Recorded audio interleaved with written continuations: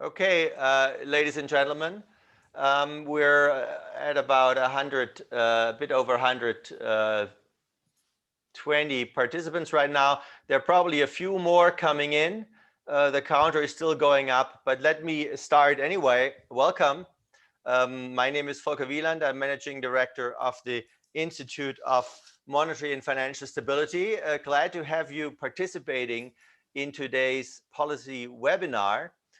We've had a number of these and it's been a lot of fun. I think this time we have a great group to discuss with.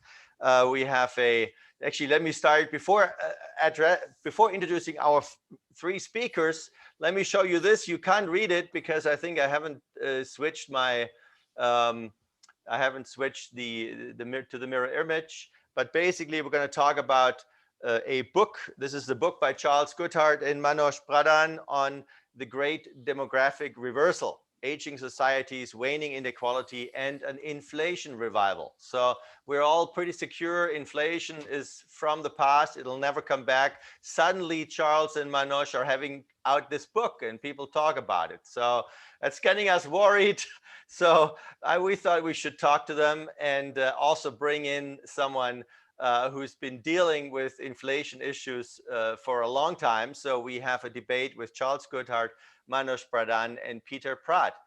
So let me quickly say a few words about everyone. Charles, it's great to have you. Thank you for joining us. Charles is, of course, well known. I mean, a lot of the people listening, I mean, we've circulated the participant list within the speakers, so everyone knows. A lot of them are friends from ECB Watchers conferences or other occasions. So great to have you. You know Charles. Charles, a longtime professor at London School of Economics, nowadays Professor Emeritus. He's also served on the Bank of England Multi-Policy Committee, but he's known to all of us via his books and his research. So Charles, great to have you. Your co-author, Manoj Pradhan, great to have you also. Both of you will share the presentation. Manoj is running Talking Heads Macro, a great title for a macro research group. And he's been before that with Morgan Stanley, has a wide experience with markets, so and trends and researching trends.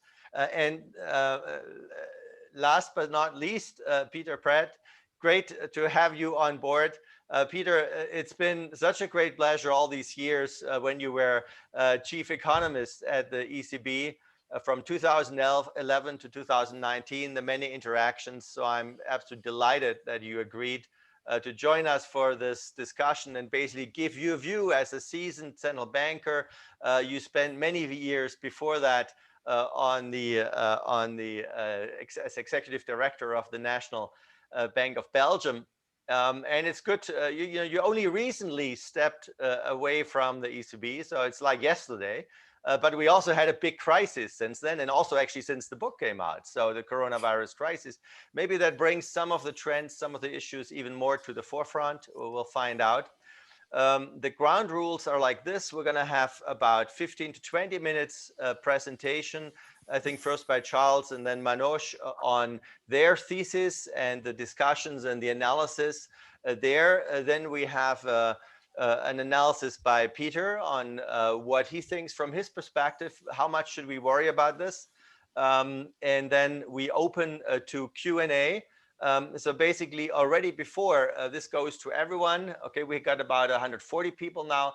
Welcome to everyone. It's great to have you here. I've seen the list, so many good friends. I hope, by the way, later this year, I'm going to see many of you again in person, hopefully at the next ECB Watchers conference. But anyway, just to know, the ground rules will be you can enter the questions in the Q&A tool. You can do it during the talk. And then I will read the questions. I will look at them and read them once we have the first round of presentation. So after Peter's analysis and discussion. So without further delay, Charles, up to you. And I think Manoj, he will start the screen sharing. So you guys go ahead. Thank you.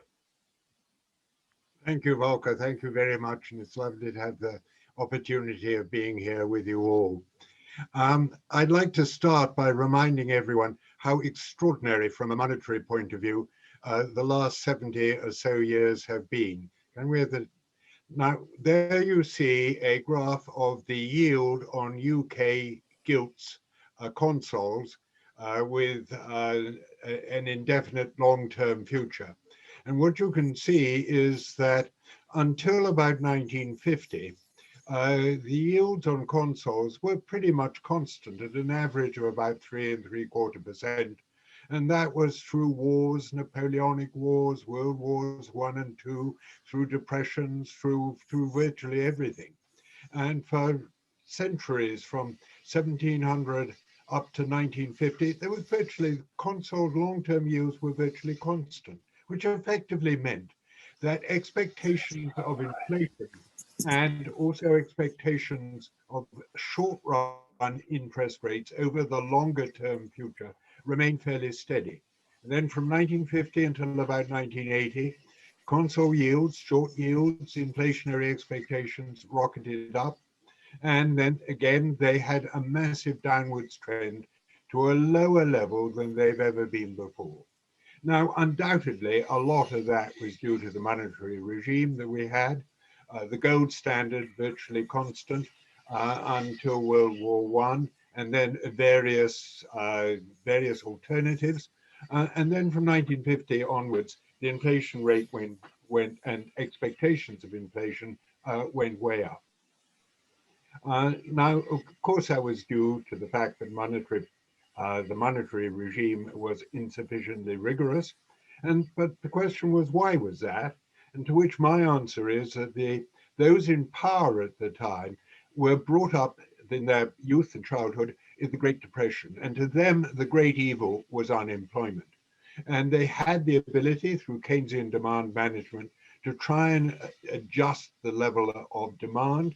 And they did so to try and keep unemployment as low as they could and below the natural or or inflationary rate of unemployment. And then, of course, it all got too much. And finally, Volker, Reagan, Mrs. Thatcher, and the Bundesbank managed to turn it around. And we had a much better monetary policy regime, much, much better, with independent central banks and inflation targeting. However, it wasn't just the improved monetary regime, though that played a major role.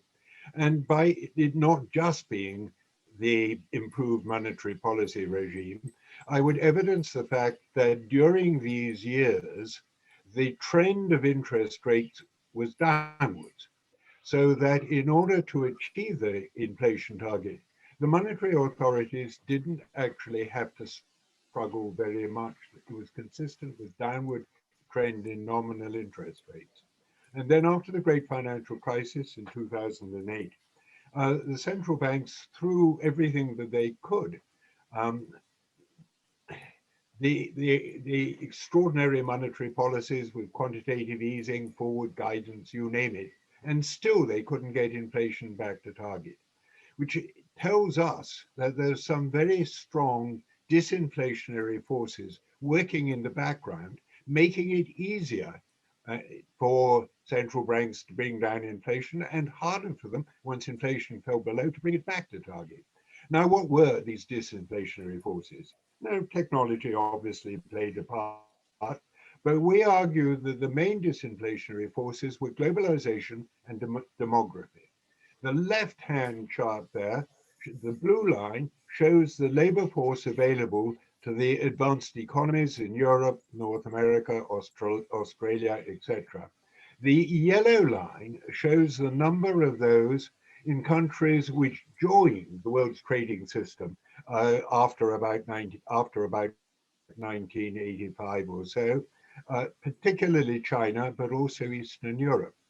And those workers, the lower paid workers in these incoming low wage countries, um, were far more populous than in the advanced economies. So for any employer who could shift production from high wage to low wage economies, the available labor force more than doubled.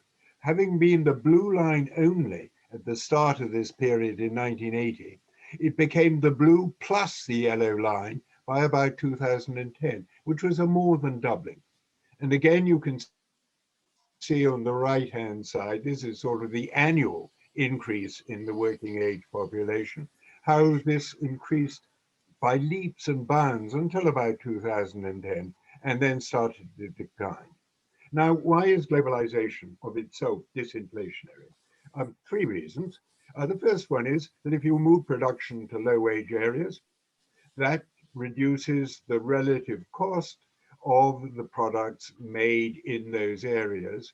And China, for example, the share of world exports represented by China went from virtually nothing to between 25 and 30% over this remarkably short period of time.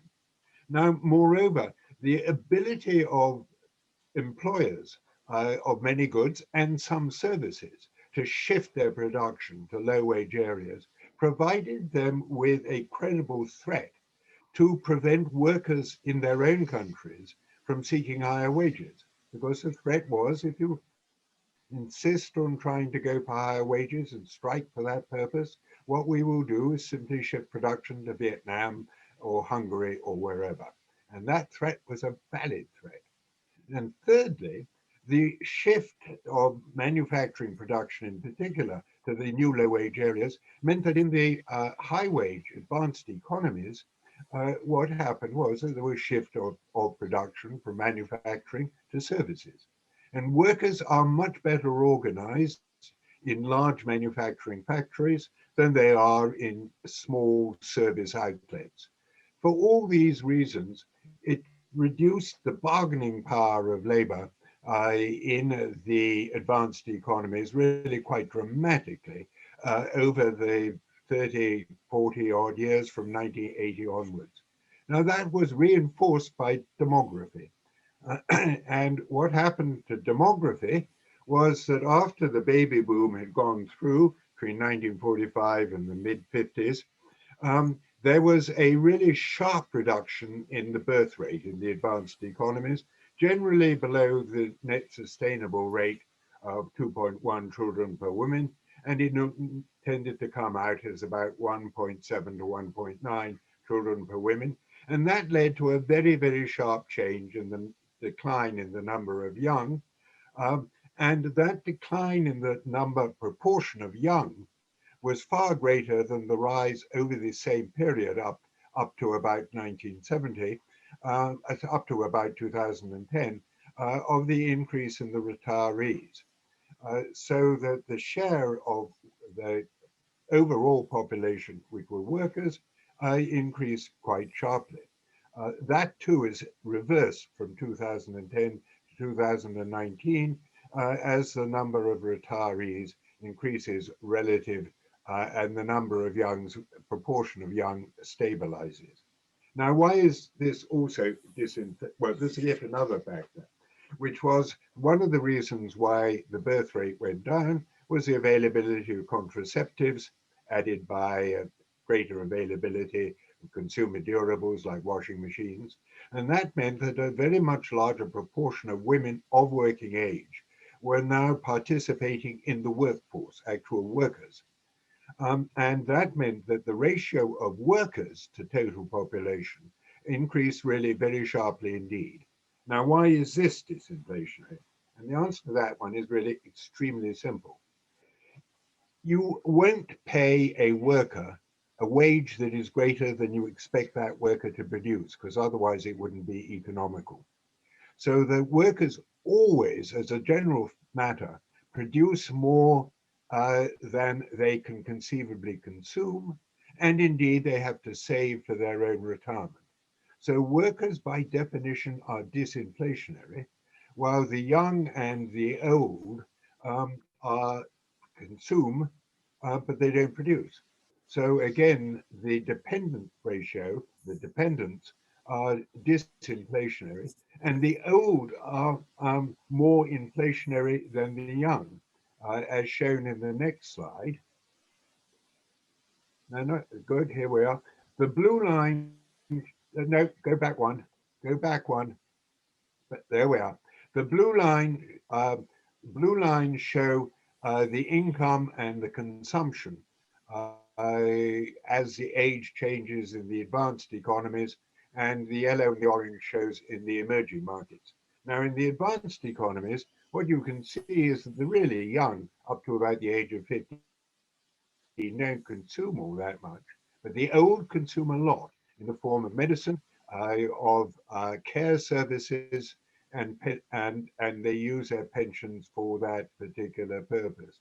So the old are much more inflationary than the young, and up to about 2010, it was the fall off in the number of the young that was reducing the dependency. From now on, it's going to be an increase in the number of the aged.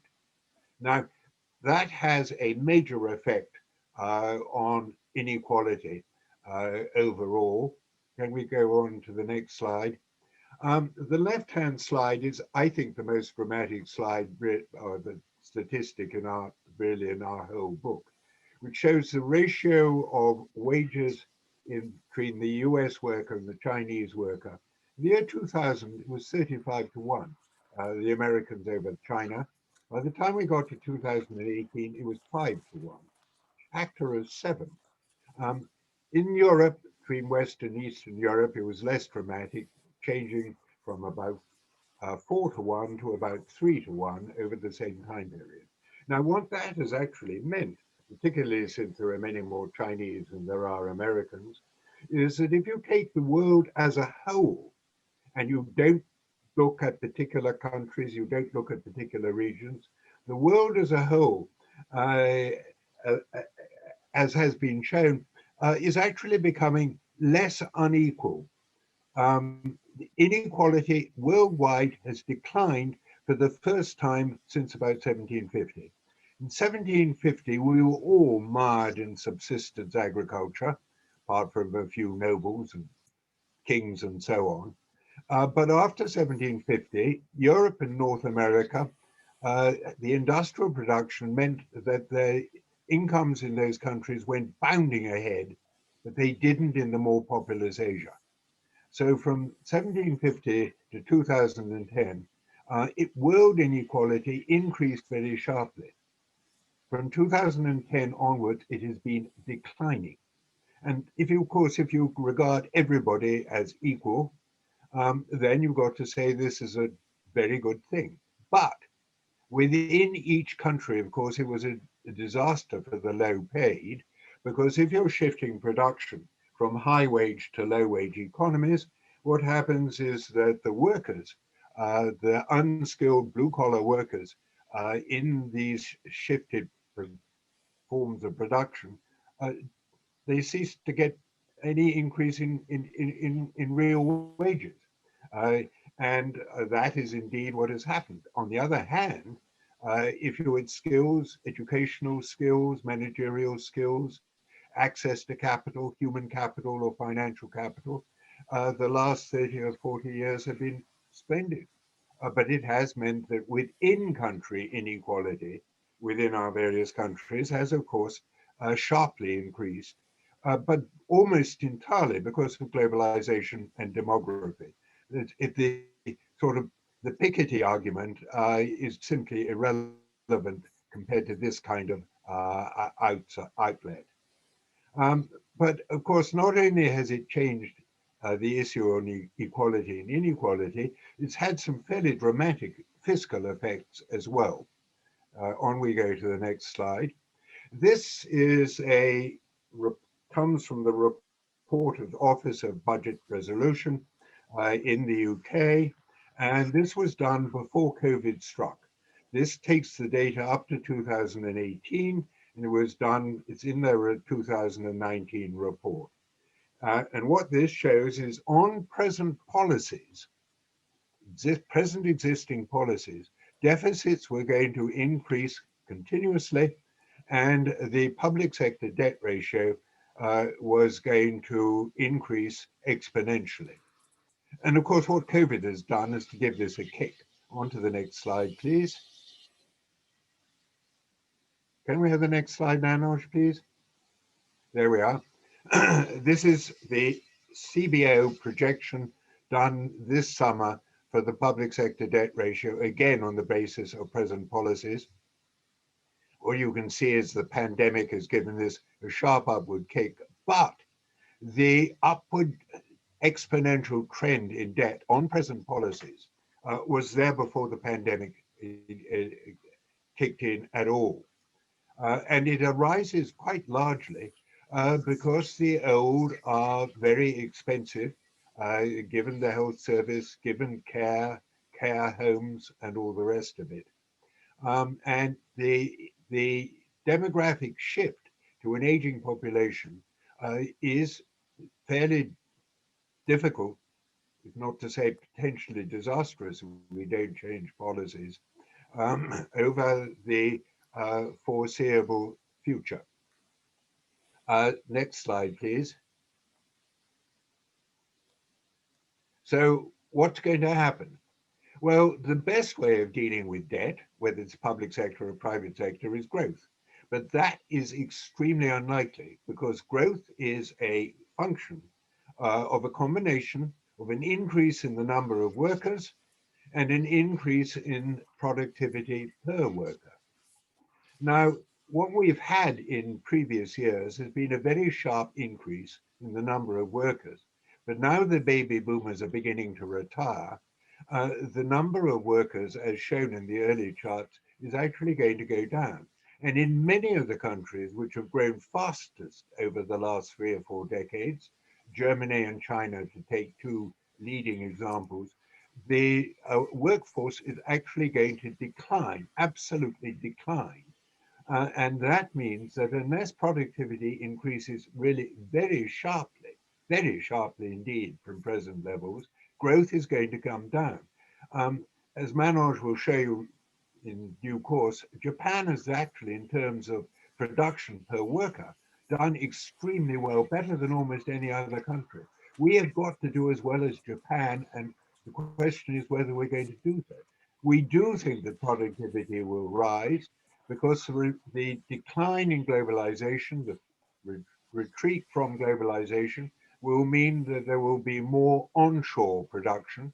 And in order to keep unit costs down, when the labor force starts to grow less slowly or even decline, there's got to be, and there will be, more investment to raise productivity and hold down unit labor costs.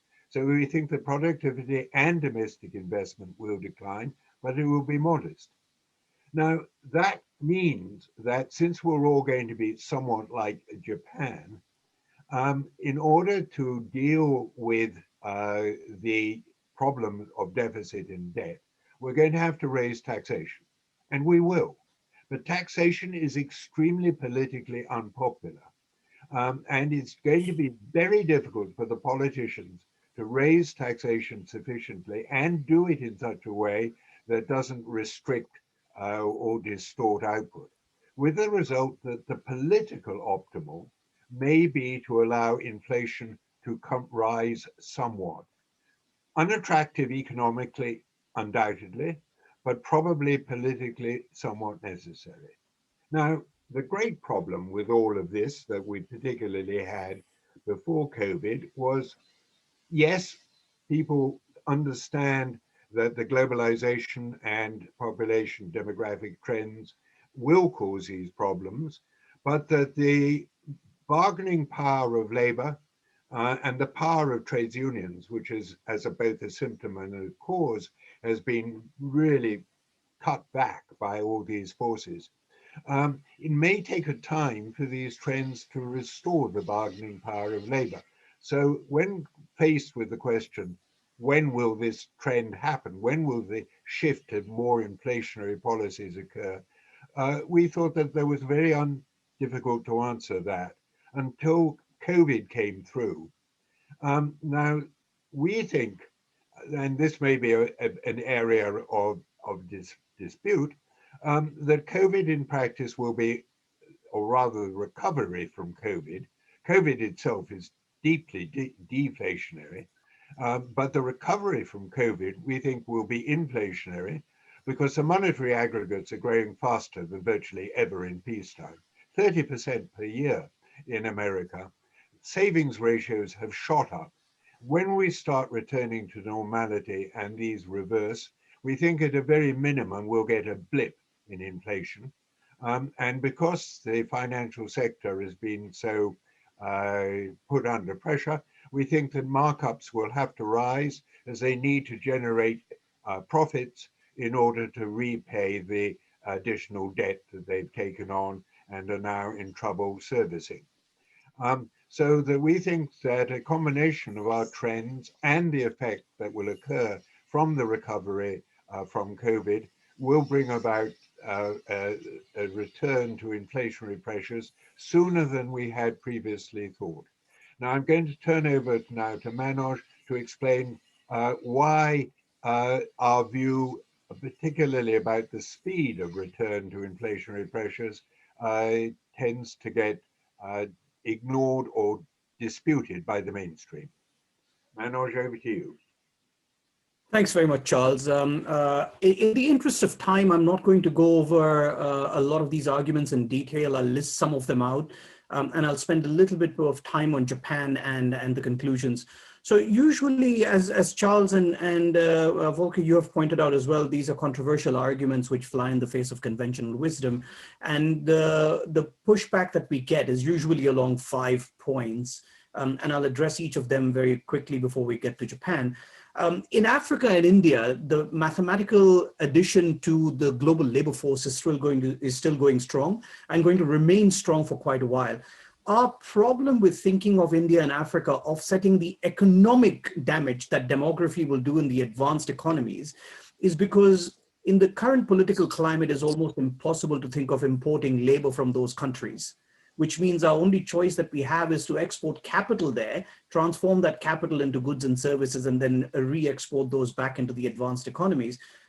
The problems there are one of coordination of policy, in Africa in particular, with 50 countries to coordinate between, within India, the center and the state, and the fact that they don't really have the same kind of dominance over history that China has had, which meant their guilds and their trade systems have been fantastic. There is an advantage that India has in terms of services provision, which is an important argument, but nevertheless, we think that this is not something that can offset aging in the rest of the world, where growth is coming from the advanced economies, which are all going to age. Limiting benefits to the old, greater participation of the elderly, and in particular technology, is something that we get to hear a lot about.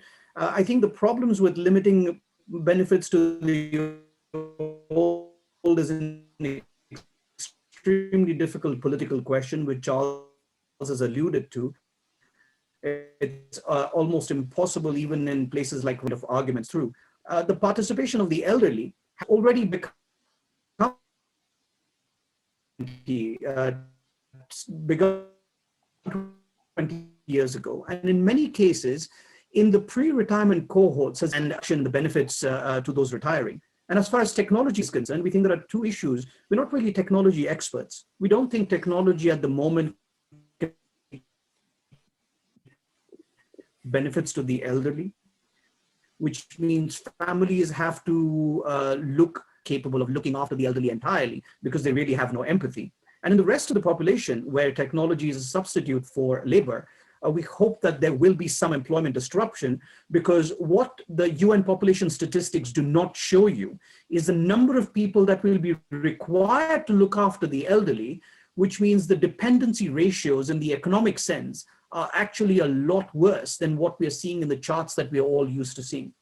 And so finally, a word on Japan before I conclude.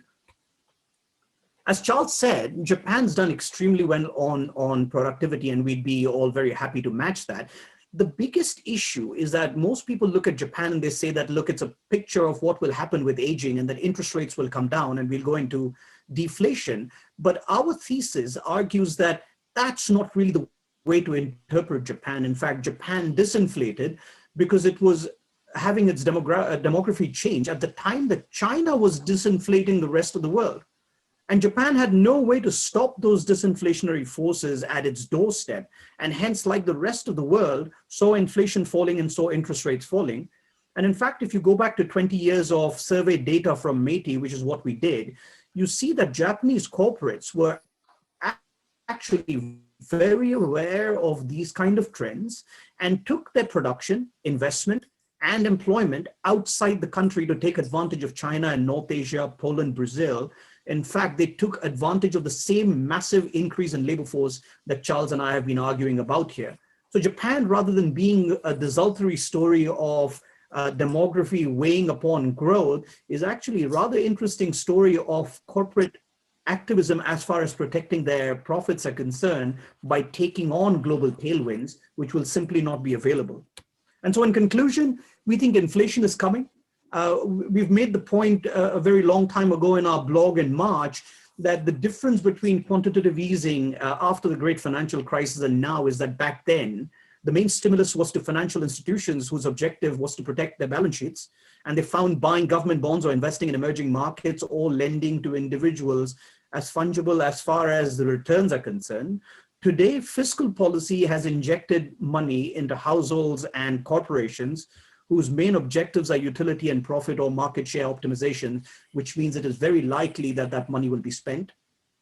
At the same time, we think the yield curve is going to steepen. We don't think that monetary policies can see an exit from their very, very easy stance at such a precarious position in the cycle. And that will mean that you will see the longer end of the yield curve responding. And if we should respond in the central banking space with yield curve control, it would actually act as a pro-cyclical push to inflation. So we think asset prices will be higher, harder to extract. The benefit will be that low within-country inequality will be upon us, and that will help a lot socially. But the most difficult part, probably even for this seminar, will be that in the last 30 or 35 years, central bankers have been very good friends in an implicit sense with the administration, because why would you stand in the way of central bank independence if interest rates are falling, asset prices and home ownership is going up?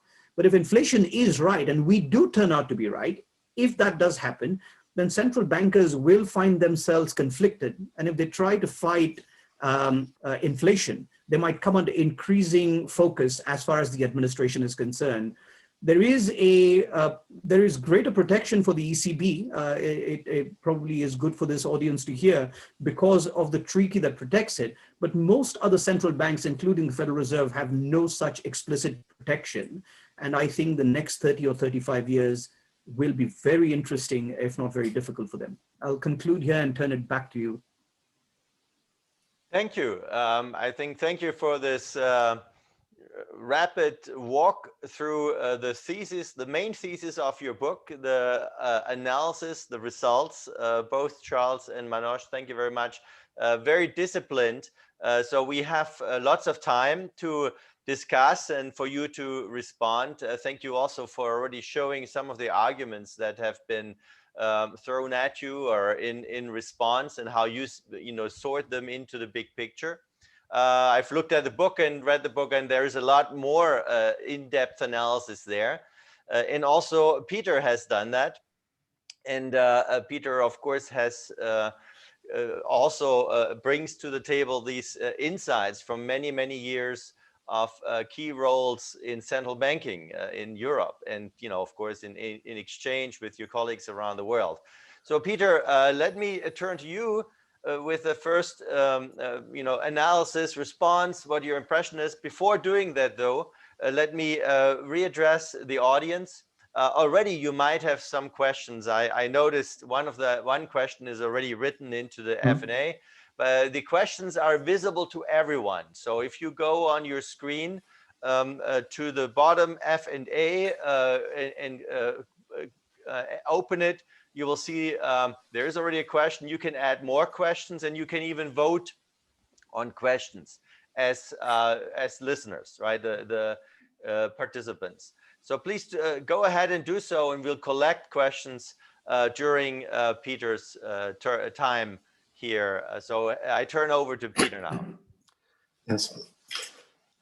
Thank you very much, Volker, for organizing this event. I think it's a quite important one, and I'm very pleased to be with Charles. Manoj, I didn't know you before, but it's a pleasure to meet you virtually. But you remember, Charles, we were sitting very often in Basel and many other places in the world during the global financial crisis, even before, I think it started, before the crisis. So I'm very pleased to be finally with you since I left the ECB. I start by saying I give a lot of credit to Charles and Manoj. basically, not because I agree on everything they write, but because they come with a competing narrative. What worries me the most, you know, in the environment is a sort of clustering of views about, you know, one single narrative, which is basically the secular stagnation for many more years to come. I think that worries me because certainty, you know, as Nietzsche was saying, you know, certainty is something that drives you crazy. You better look at other possibilities, even if the probability is relatively low. And that's, you said, this is something, the probability is quite high that you go into the great reversal. I say it's probably lower or it's more distant than what you say. But where we absolutely agree is that we have to explore that possibility very seriously and not reject it and go into, you know, a sort of certainty narrative, which I think, you know, has chances, as you explained, with very solid evidence and solid research, has a reasonable chances to change. And so the question for me, of course, immediately is, you know, when will the regime change happen? You can say it's 5 or 10 years. It's not the same as to say, as Charles was saying with the COVID shock may accelerate the great reversal. And I would like to discuss that. And then I would like to say, you know, how do we prepare for that? And now, maybe as Charles was alluding to, and Manoj as well, I mean, do our societies wish to prepare for that?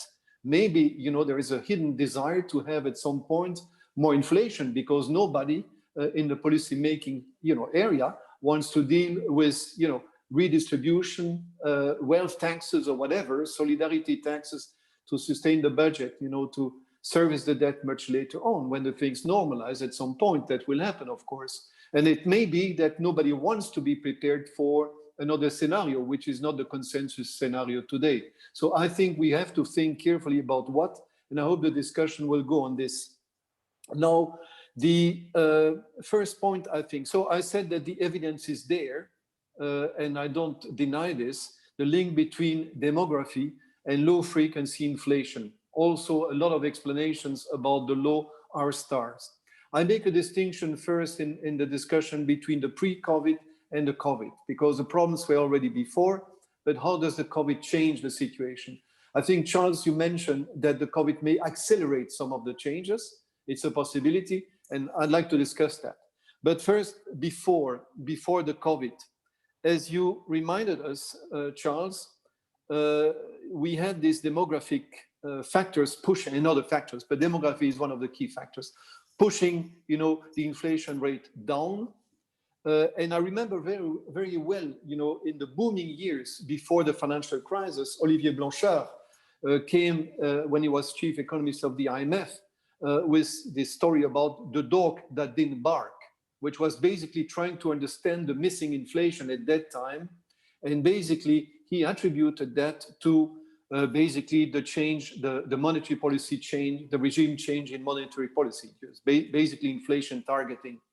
I haven't found any, I looked back at the paper and I didn't find any more structural factors behind that. There may have been, you know, somewhere in the text, but the main explanation and conclusion was the monetary policy regime change.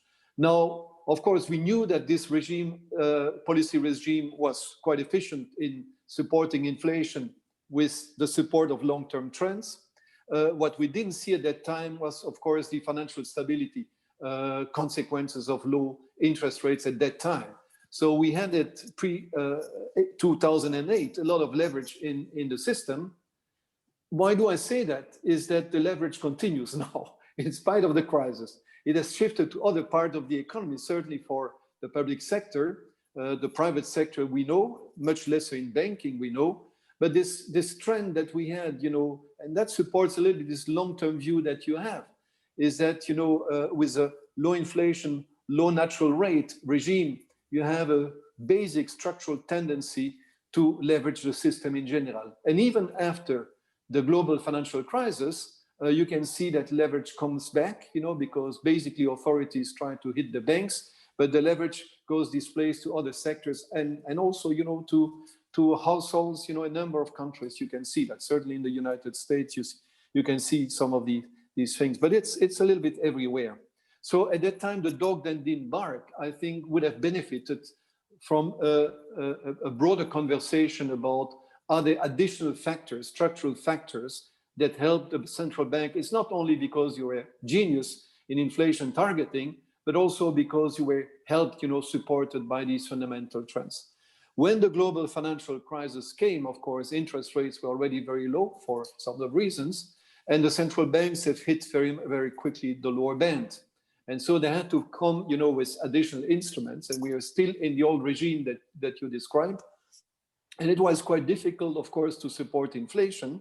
And basically what they do, and this is, I think, important for the future, to think about when at some point the regime change, the great reversal happens, how would you switch from one regime to the other, and with what pain? Because, you describe something where inflation might go up, but it may be, as you also alluded to, it may be, basically a financial stability shock that you're going to have in the system. When people see that interest rates are not going to remain low for a very long period of time. At some point, they want to reverse, of course, and the reversal, the great reversal, if it's sudden and not well prepared, will lead to a big shock in the financial sector. And then you have to see the reaction function of the central bank, which is one of the points you made on public finances, but it's also for the rest of the economy. So it's not only a question of fiscal dominance, but it's also financial dominance in general. And what are the alternatives when the thing happened? That's why I think it's so important to reflect also on the past, but also to see how fast these movements that you describe are going to happen. And we are still not in the COVID discussion. But if you think, as I tend to think, that these are slow-moving things, then I think we may have time, to adjust the regime, so you can have a smooth transition. If that's not the case, it may be very bumpy, because you may not see inflation just because, financial markets, you get a big panic on the financial markets, it's mismanaged, and you get in the more deflationary situation that you had before. So it's very difficult to predict, but you may have different sort of equilibria, that different equilibrium that result from that regime change at some point. When the interest rates start to reach the zero lower bound or the lower bound, central banks start to make promises on the future. So that's forward guidance. Of course, they had QE. They start to buy assets. But I think more importantly is the forward guidance, because in a regime, the idea was quite easy. If you reach the lower bound, you make promises on the future. Now, these promises on future rates, on the purchases of assets or the reinvestments of the assets you purchase, these promises you make, the commitments, are by necessity state contingent. Say, I do this, but of course, if the regime change is there, I will of course change, and I will do what is necessary to keep inflation under control.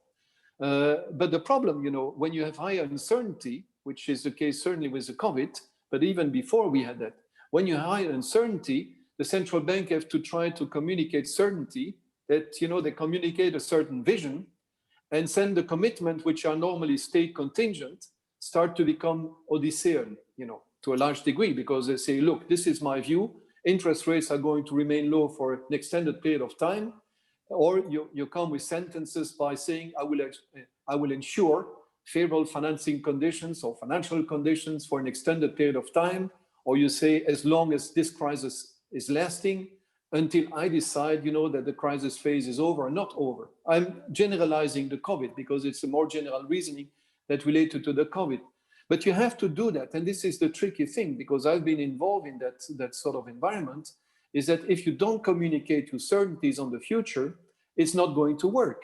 And at some point it may work too well, because if people believe you, of course, rates are going to fall. It may stimulate the economy, and that's what you want. It may facilitate also, a fiscal policy in that context. But the question, of course, is how long do you do that?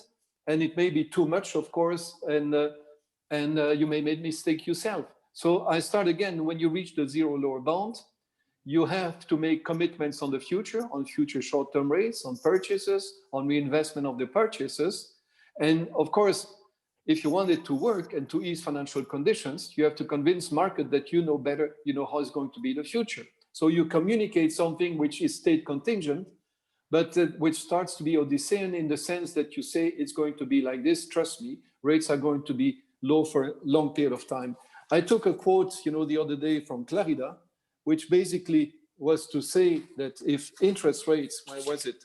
When we know what to do when inflation moves up, meaning that, there is a base case today that, the most recent shock is deflationary. But if, the other thesis will be there, we know how to deal with that. And I think that's, and I fully agree with what you say, much more complicated, than just to say we know how to deal it. We just reapply, the Taylor rule, and things like this. So this is one on the COVID, and then we can go to the discussion. But on the COVID,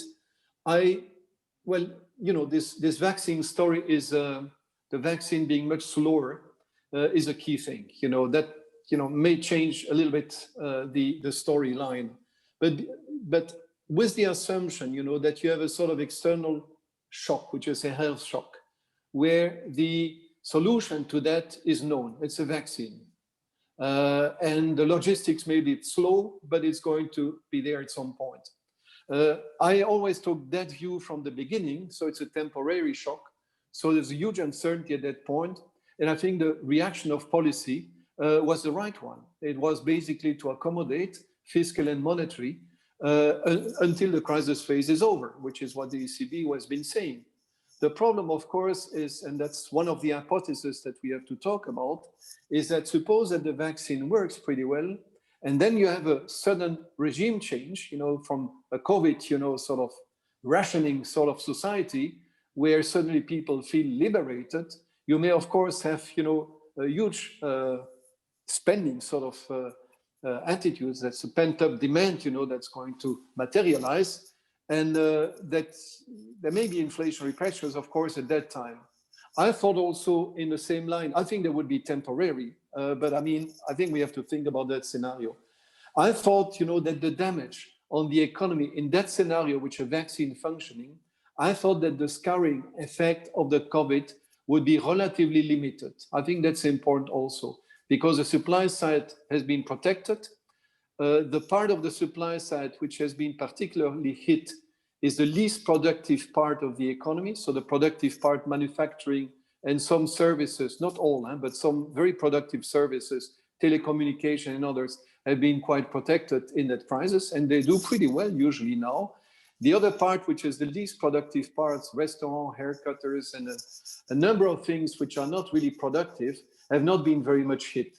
And the hysteresis effects of such a shock, probably, although they cause a lot of, social problems, of course, and with all respect, of course, for the people, will probably not damage very much, because once the economy normalizes after the vaccine, the supply side reacts very quickly. And that would put, there would be some price pressures, but I think the supply reaction, if the crisis is terminated, will be much stronger than what you say. So you may see some local price increases, but I don't think you get an inflation now. So I think your fundamental fact, so I think the policy is still right, but I fully agree with you that the exit of policies, when you say interest rates are going to be low for a very long period of time, and then suddenly the environment changes, is quite challenging for the central banks, I'm absolutely sure. And that's a little bit my concern today. So I think we should think about how to make the economies or systems resilient to a regime change that you describe. I think, for example, that you need to look at balance sheet resiliency. We know that for the banks, there are stress testing starting this year on the banking sector, where interest rate shocks, severe interest rate shock, will be tested. And I think the banking system seem to be resilient, and we will see what comes out. If you look at the market, I would not say that. There is a lot of leverage in the market, and I wouldn't say that the market is resilient to a big change in interest rate. There will be a yield curve steepening, which is fine, because it reflects better future conditions, a bit more inflation. The question is how much, and the question is how central banks can react. If you look at government, and maybe I conclude with that, and you look at state, the story today is that governments can borrow very cheaply, so they have to borrow for very long maturity. Now, of course, if you consolidate the public sector, You can see that good news, I borrow, with a maturity of 6-7 years, as many countries. The average duration of public debt is 6 to 7 years in many countries. So it's not very sensitive to an increase of rates. But on the other hand, if you think that 30% of that stuff is owned in the balance sheet of the central bank, of course, your effective maturity for the public sector is much lower than what people think. That means that you would be more exposed, even if you have long maturity, the whole public sector will be more exposed, which means you have to look at the balance sheet of the state to see how resilient are these states to a change. I think in the US, well, I think the inflation risk in the US is real. I really believe that. The inflation risk in the US is real. I think much less so in Europe. But I think the risk on interest rates in some countries is also real, even if you don't get inflation. Because conditions may be bumpy, because the politics may be like that. So the idea that R is below J for a long period of time may be to some extent true, although we have to be critical, I agree with you. But on the other hand, it's not true for all the countries, of course. For countries may be much more fragile. And that's why also we had the Next Generation EU to try, to prevent that sort of situation and provide cheap money for more fragile countries. But that remains, no, that was the idea. You also, and that's my final, you also in that circumstance to look, I think, at the resiliency of the balance sheet of the central banks.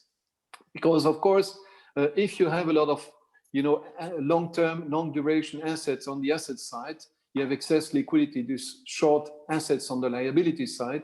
If you need to increase your rate strongly, of course, it has an impact on the P&L of the central bank. I don't think it's a major problem. I know that the central banks are testing and running stress tests, but I know this is a discussion which is not very much in the public, because when the European Parliament, for example, asked the question about is there a potential problem of P&L for the central bank?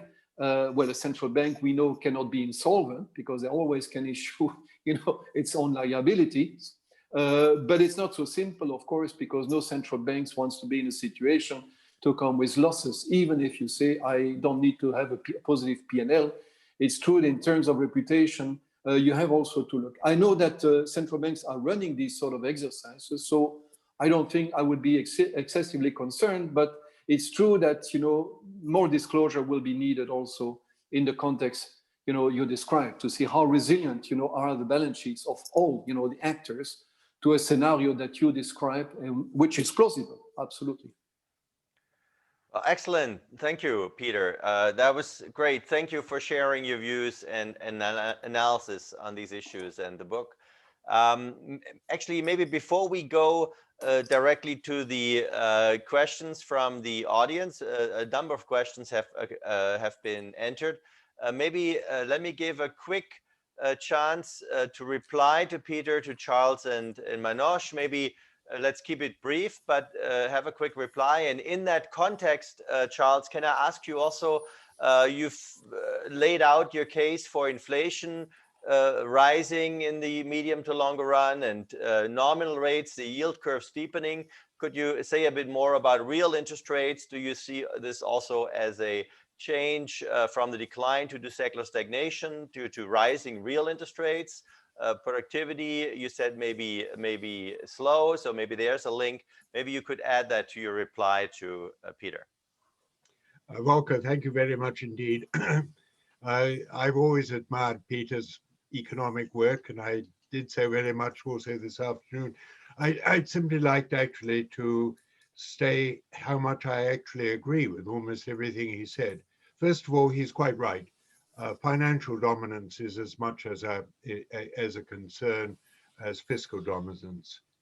Yes, he's also right that if there's a need to raise interest rates because of inflationary pressures, it could lead to a financial crisis, and that could actually lead to more deflation. He is right on that, and we certainly would agree with that. He's also right to note that central banks have to appear certain in a very uncertain world. And he, I think, was also implicitly a bit questioning of the view that has been presented by several that if inflation should rise, we know how to deal with it. I think that phrase is horribly complacent. It took an enormous amount of courage from Volker and Reagan, and to a degree from Mrs. Thatcher in the UK, to bring back inflation in 1979-80. And I would add that at that time, debt ratios in both the public sector and the private sector were probably about a third of what they are now.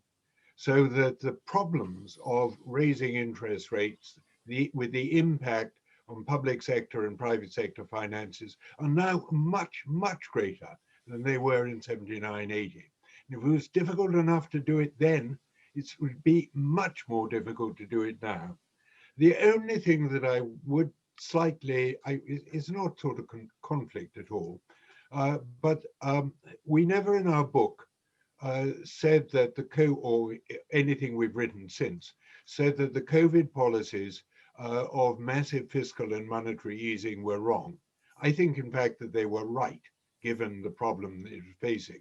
What we're not saying is not that those policies were wrong, but that, as Peter, I think, indicated, we have to think about what we might do and how best to do it if we turn out to be right.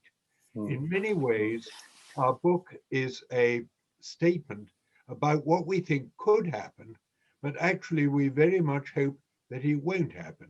Life will be a lot easier for everybody if interest rates can stay lower for longer. But what we are warning is that there are certain key trends in the economy which may prevent that happening. And the world has got to be ready for dealing with it if those trends should actually come about. I'll make two very brief comments here. One is just an interesting anecdote from a lot of the conversations we've had in the past, which is that as you might expect, when we talk about the history of the last 35 or 40 years and show this massive disinflationary labor shock, once in a history shock that has come about, I think the agreement around its links to falling inflation and falling interest rates, equilibrium interest rates, is almost universal. And yet when the demography story turns around, and I think we can all say we are fairly certain that the demographic turnaround is coming. Dependency ratios are going to rise, yet the delinking of its relationship with inflation is almost universal as well. And if you're fairly convinced that the relationship held for 35 or 40 years, it should actually be a burden of proof on the other side to tell us why they're delinking. And yet it doesn't seem to be the case. So I thought that was just an interesting part of way that empirical regularity seems to have split in people's minds. The second point I would make is the market pricing. Peter, you're absolutely right that markets tend to extrapolate, exaggerate, and move very quickly. To your point on how far they could ride, I would also add how quickly they can ride. And one of the examples we had back in 2015, if you remember, was illiquidity in financial markets very quickly around the time, even if it's such an incredibly liquid market like bonds. Today, what we're pricing in financial markets is that the entire break-evens curve is above the nominal curve. And that is very much predicated upon two things. One is the central bank's confidence, which I'll talk about for just a second shortly, that inflation is going to go up, and it is going to come down with almost perfect certainty, points that you made, and I agree very much with. If it wasn't for that, I feel nominal yields would be trading very much higher. So for the first year, if let's say there's an off chance we're right, and central banks in the first year welcome it, saying, look, this is the success of the average inflation targeting, the very thing we've been trying to achieve, and we've achieved it. Markets are very happy because the real burden of debt comes down. But what if it persists beyond a year or two? Markets are very unforgiving, and you will certainly have to have an answer of how you're going to balance high corporate debt with rising interest rates. And at such high levels of debt, even small changes in interest rates can have very large impacts, Peter, as perhaps you implicitly pointed out, which can lead to a rapid unraveling. I think it's a very difficult scenario for central banks to increasingly convince markets that the only path that they see ahead is the one they've shown. Peter, a point that you made. I think it's a very well taken point. Volker, you did also ask about real interest rates. We think that quite likely at the short end that real interest rates will remain negative because inflation will rise and there'll be enormous political pressure on all central banks outside the ECB to hold the official rates, official nominal short rates, very low. But the natural rate, Charles, what would be the natural rate? Should increase, no? Well, in your model. We think that the long end, unless there is yield curve control, that long rates will rise, but short rates will be held down. Yeah. So that we think that real short rates could well even fall further, but real long rates might rise. But the question is, how much will the yield curve steepen, and will central banks allow that to happen? Thank you. So let's go straight to the questions. Maybe let me collect two questions. So people have already voted on the questions. So let me take the ones which have received most interest first. I think everyone can read them also, but I will read them just so for those who can't see them. So first by Thomas Krosse. The authors are discussing the CPI inflation. What worries me more is the current asset price inflation on real estate and shares. Here I see a sharp decrease coming when all the elderly are unwinding their savings. Am I right? And the second question, Arno Becker, would you agree that the beginning internalization of environmental costs for climate protection is another factor pushing inflation? So asset prices and savings unwinding, and what about the effect of environmental costs? Manoj, do you want to take asset prices? You're muted. Yes, sure. I think there is a problem here in asset prices and generating the kind of returns that we are looking at. We are very skeptical that the returns that we've had over the last 35 years, in fact, the twin runs in the equity and the bonds market can be sustained. If we're right about interest rates rising, the real interest rate and inflation rising, the returns on bonds, of course, is an automatic casualty. But even as far as equities are concerned, broadly, you would have to show productivity rising to offset the increase in real interest rates to an extent that we don't think is really possible. So where we think there is scope for equity market outperformance is in areas where productivity is starting to increase from extremely low levels. So US healthcare, education, these are places that are ranked usually at the very bottom of the productivity ladder, but that is also partly because these are very idiosyncratic services.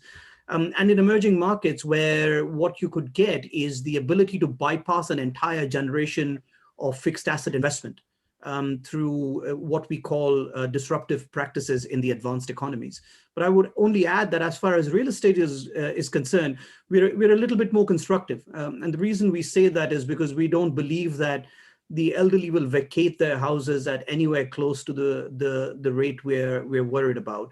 And that means there will have to be new construction for young people who start their own families. It's happening rather late, but it is happening still, while the elderly remain in their houses. So we're a little bit mixed as far as that is concerned.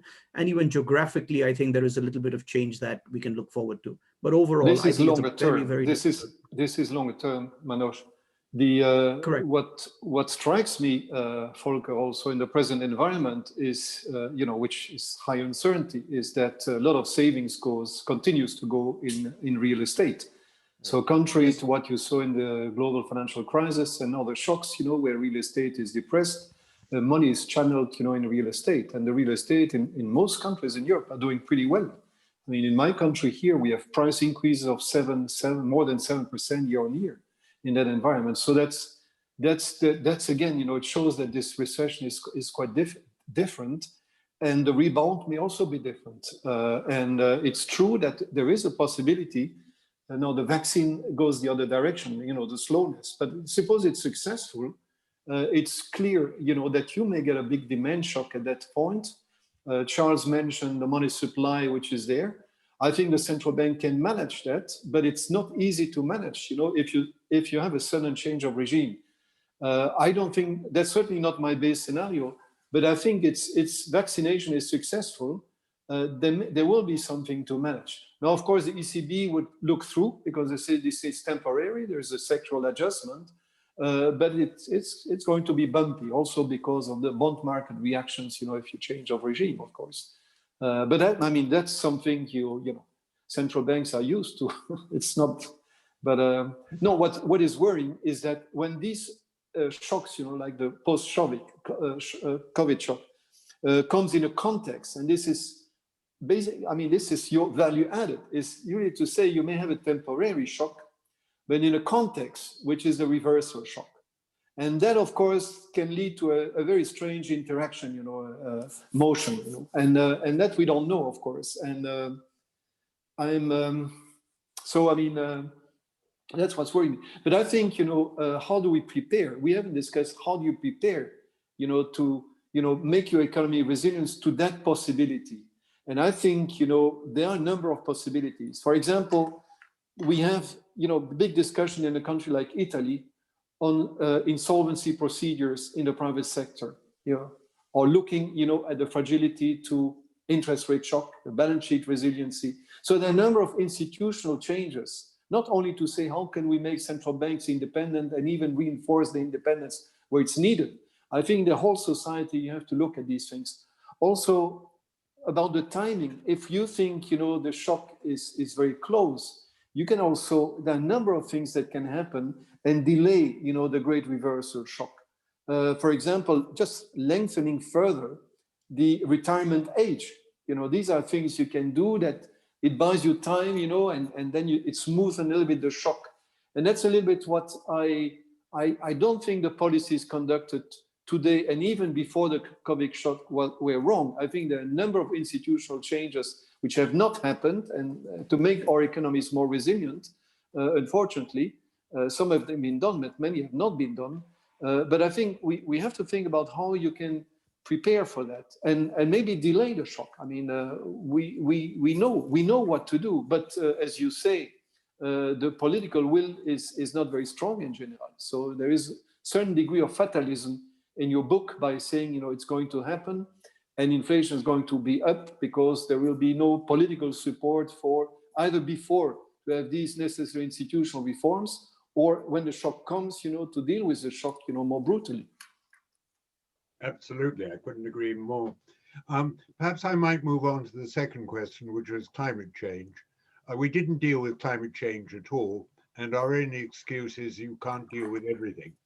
But our friend Andrew Sheng has pointed out that climate change is likely to be a further greater inflationary shock, largely because the climate change will require adaptation of agriculture and will make some areas have too little water and some areas have too much water, both of which will require a lot of resources to deal with. So that in the short run, food prices are quite likely to rise faster than otherwise. So yes, I think that climate change is a further likely cause of need for more resources because things will have to change and adaptation to that change is expensive. A lot of resources are going to have to be spent in responding to climate change. Thank you, Charles. So let's go to the next two questions. One is here, Ricardo Rovelli. He says, you make the positive statement that inflation is coming. What about normative suggestions? Should we try to resist the push to higher inflation? Should central banks try to accommodate it in the least damaging way? What would this be?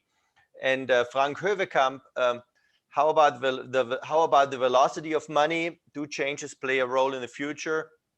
Some people argue that a reduced velocity is behind the low inflation in Japan, which is further connected to the aging of society. Well, one quick comment on Japan. Initially, the QE that was done in Japan was focused simply on the monetary base rather than on the broad money supply. So that, as Manoj pointed out, the difference between GFC and COVID has been that in GFC, we were in a banking liquidity trap. While nowadays, broad money is rising as fast as the monetary base or even faster. So the two are really quite separate.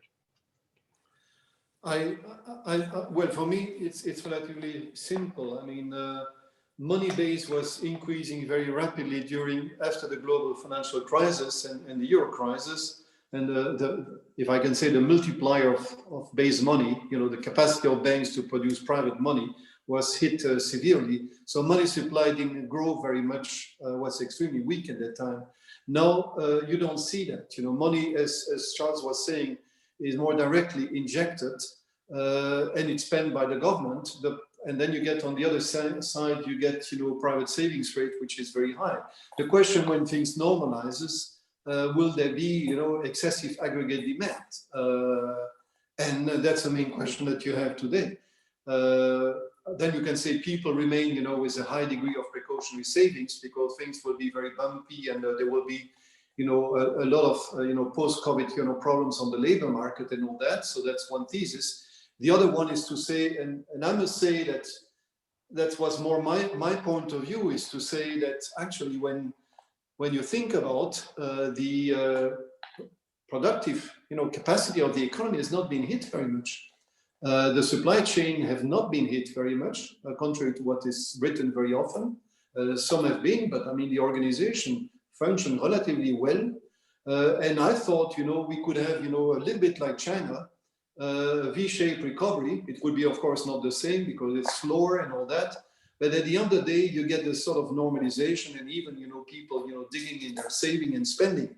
And that means for policy in general, the reversal would be extremely difficult. But that's a different discussion from your great reversal. I don't think at this stage, new factors will come in. It will simply be, optimism will come faster, and that's a possibility. Now, the question, how can you prepare? What is the policy implication of the more structural things that you mentioned? I think they will be slower, so I'm not that concerned, but you never know. And so I think there are a number of institutional things that have to be done to prepare for that. One example was the question I mentioned, the solvency law, to prepare. The stress test you have to do, in some sectors and look a little bit, that if there is massive sales, of assets, because inflation goes up, yield curve steepens. Do you think that the central banks would be the buyer of last resort? And to what extent, as they did during the COVID shock, especially in the US with the T-bills, the T-bonds? Or should you now already prepare to make these institutions more resilient in terms of interest rate shock and reduce maybe? But it's not easy because if you ask the institution to reduce their long-term rates go up already now. So it's not easy to do. But how can you prepare and get the information on this? My fear, of course, if things normalize too quickly, there will be a lot of sales, of bonds, and the central banks will be committed because they're committed, to keep financial conditions very low for a long period of time. They will be pushed to buy. That's a question of financing dominance. I don't think that's the main scenario now because we have a big shock. But that's something that can happen. And what would be put the limit, on the central? What is the limit on the central bank balance sheets in general if that happens? These are not easy questions, and Peter, I agree with you almost entirely. But you haven't mentioned the fiscal problem, because the aged and the growth in the number of aged is going to bring about continuing fiscal pressure. And given the need for both for climate change and the aging economy, I think that the only alternative is higher taxes. So what I fear that we're going to need under almost any circumstances is to think about what kind of taxes could be introduced to deal with our fiscal problems with the least impact on our economy and with the greatest fairness. So that the question of what additional taxes need to be introduced should, I think, be very high on the program. But you see, just two for quick the time comments being, from me. yes, Manoj. Sorry, go ahead, Sorry. Peter. I'll follow. The policy line today in Europe, but also in the United States, is, as you know, spend now and worry for deficit later. Because if you start, worrying people by saying, look, debt is very high. Of course, service of the debt is very low. So why should you worry today? But who knows, interest rates may go up one day. So you have to, be careful about your deficit. If you say that too much, well, it will not work. The governments are not going to support the economy. So basically, nobody wants to talk about what will be the future of the Stability and Growth Pact for the time being, because you just want to get out of this shock first. That's basically the strategy. Now, I think to some extent it makes sense, but the closer you get to the end of that, now, of course, markets in general, people may react, very strongly, of course, to the change. So I think, by saying, you can spend what you want, don't worry, and deficit is for later, I think that's, again, something excessive. I think, indeed, it makes sense, to support, as Charles, you were saying, also to support the economy by fiscal, but you have to think also about your debt sustainability later on, even if the service of the debt is low and likely to remain low, I think, for some time. But you never know, so you need contingency. I think the European Commission and the European Union in general, with the Next Generation EU, thought about some of these issues and say, look, countries can borrow cheaply for a number of years, not forever, but they can borrow, under some conditions, of course. But I think there are some of the mechanisms to facilitate some transition. But there's an interesting conundrum here, which is that what you really need to do now is to borrow for as long as you possibly can, because interest rates are now so extraordinarily low. Yeah. But the problem is that, as you pointed out, QE is actually shortening the duration of the debt. Now, one part of the policy is acting in some ways against what is desirable, and they haven't really worked that out. Well, it's not the same, but what is true is that the effective maturity of public debt is not as long as what people think in general, because you have to aggregate. Sorry, Manos. I was going to add that if you look at the premium that, per not mistaken, they issued a 50 and 100-year bond, and the difference in interest rates between those two bonds is 40 basis points. That's an incredible amount of complacency for such a long period of time, over which many things can change. But I wanted to make two quick comments. One was on the normative story on inflation. I think it's an incredibly hard question, because, as Charles was pointing out, there is also a question on what higher taxes will do to society. It's not just that. It's, I think, if you look in Alain Bernard's comments from the last speech, there's also a lot of discussion about what having extremely low rates of unemployment does to social pressures and how it equalizes different aspects of society, something that the Riksbank has also talked about. So this is becoming a two-sided discussion on what should be part of a normative approach. Do we fight higher inflation in order to prevent a lot of the ills that it brings about, or do we accommodate it to allow some of the social discrepancies to become a little less uneven? And I think the going will be very hard. Obviously, one part of the story is going to be financial repression. I think that there's no doubt about that. And you're going to have to use a variety of tools to accommodate that. How would you do this financial repression in open markets? Force institutions that you can control to hold higher quantities of government bonds may not be equally possible everywhere, but is undoubtedly the case that it's happening in a lot of other places. It's difficult to do nowadays. Okay, I thought that was a great exchange, so very good. Let's maybe see if we can quickly run through a few of the other questions. There's a question by Bill Given about, maybe I'll summarize, maybe I take several questions together. There's a question by Thomas Huertas on the role of money as a cause of inflation, which I think you may have already answered. I mean, you certainly have emphasized the money growth. It seems to me, relative to the new Keynesian view, where it seems to be irrelevant. but maybe you want to come back to that.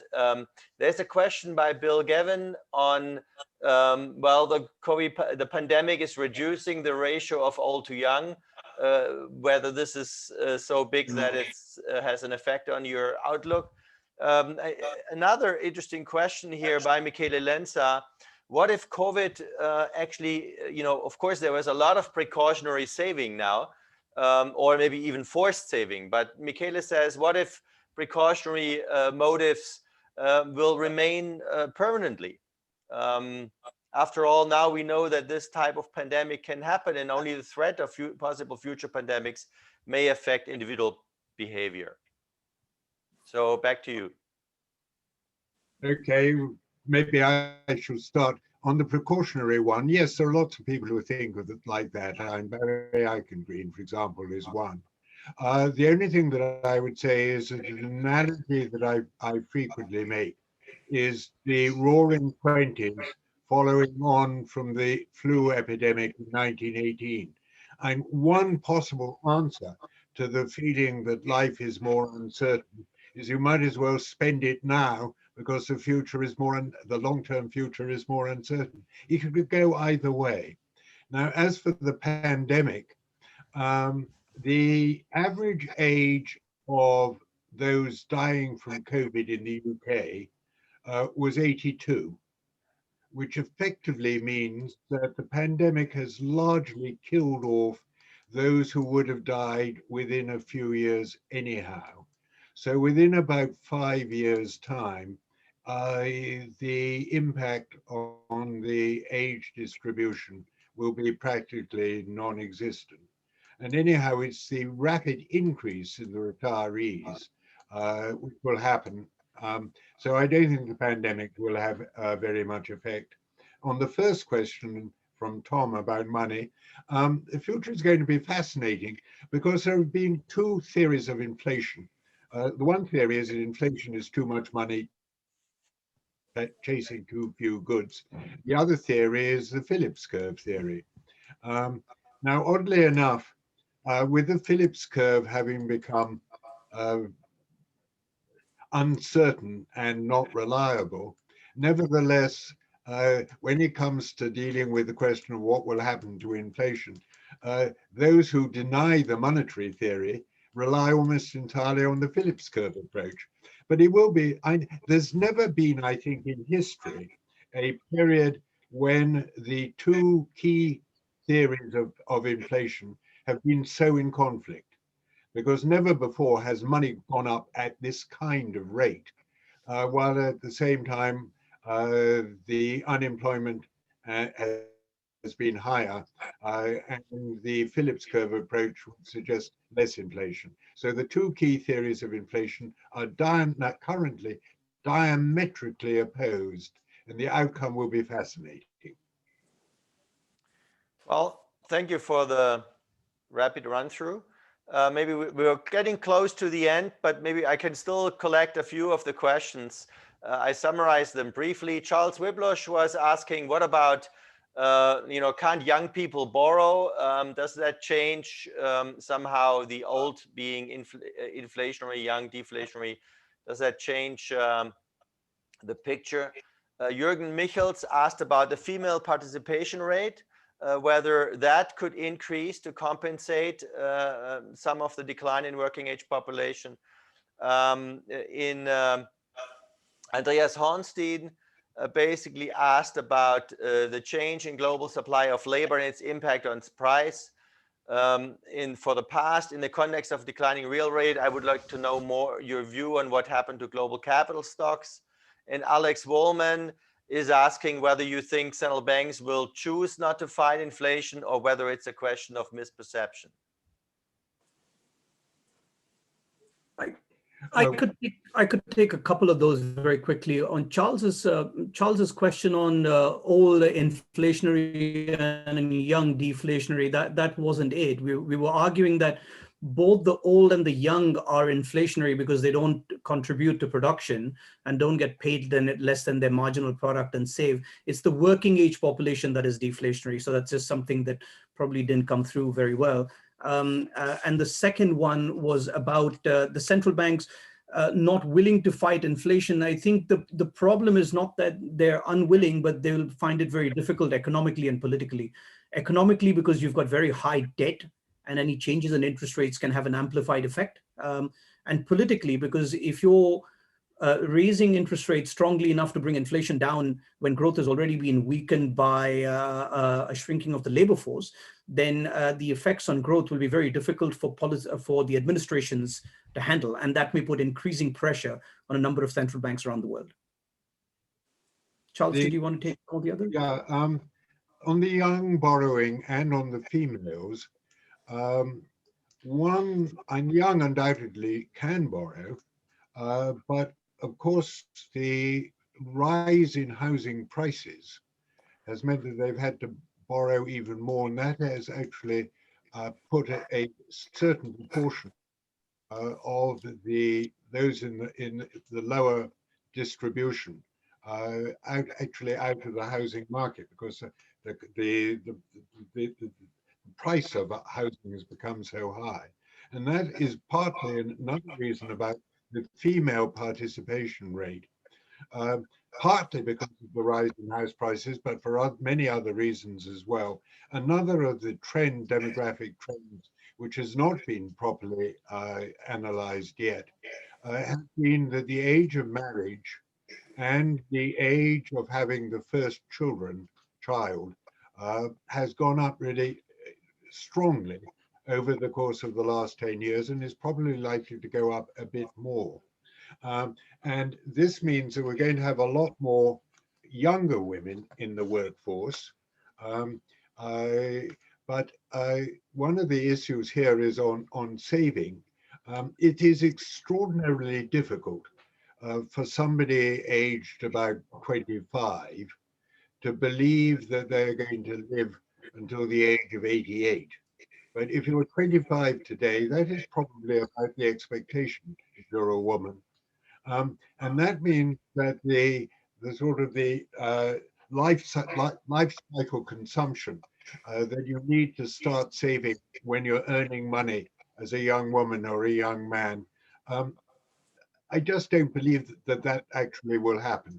And so the increased age of marriage and the increased age of having children is likely to reduce overall savings rates, because nowadays, or at least until fairly recently, when people married quite early in their 20s, their children would have left home by the time they're in their late 40s and 50s. So they got sort of 2 decades to save for retirement. With the later age of marriage and later age of having children, the children don't leave home until the parents are in their 50s or so on. So the period in which you are seriously saving for a retirement is going to be shortening. Well, thank you. I think we're at the end of our time with 6:30. There are still a few questions left, but what I can say, some of those, my impression is actually can be answered by reading the book. Peter, any last remarks from you? No, I think it confirms one has to prepare for the possibility that you expose in your book, although I think it's not as close as what you suggest in your book. I think, but the problems you mentioned are real problems. I mean, so we would have to deal with them, and sooner the better. I agree. Okay, thank you, Peter, Charles, Manoj. That was fascinating. I've learned a lot, and we still have lots of people listening. So, but time's up. So let's have to say goodbye. Thank you again to the 3 of you for being willing to do this, and goodbye to the participant. It was great having you all, and we'll email you when we have more to offer again in the future in terms of analysis and discussions. So thank you and goodbye. Thanks for having us. Thank you very much.